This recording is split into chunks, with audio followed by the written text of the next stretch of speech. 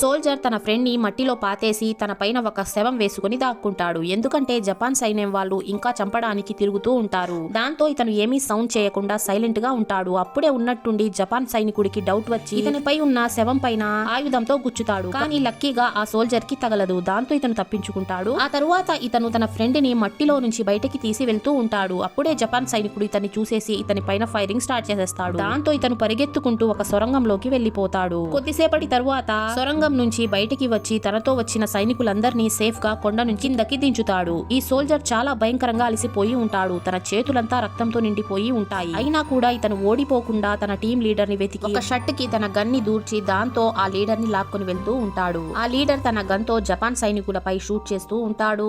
ఆ తరువాత ఇతను ఫస్ట్ తన లీడర్ ని కొండపై నుంచి కిందకు దించి ఇంకొక సోల్జర్ ని పట్టుకొని కొండ నుంచి కిందకి దిగుతాడు. అప్పటికే అక్కడికి వీళ్ళ టీం వచ్చేసి జపాన్ సైన్యం పైన అటాక్ చేసేస్తుంది. దాంతో ఈ సోల్జర్ సేఫ్ గా బ్రతికిపోతాడు. ఒక్క రాత్రిలోనే ఈ సోల్జర్ గాయపడిన 60 మంది సోల్జర్స్ ప్రాణాన్ని కాపాడి ఉంటాడు. ఇలాంటి సూపర్ సోల్జర్స్ కోసం లైక్ చేసి కామెంట్ సెక్షన్ లో ఐ లవ్ మై ఇండియా అని రాయండి. వీడియో నచ్చినట్లయితే లైక్ చేసి ఛానల్ ని సబ్స్క్రైబ్ చేసుకోండి ఫ్రెండ్స్.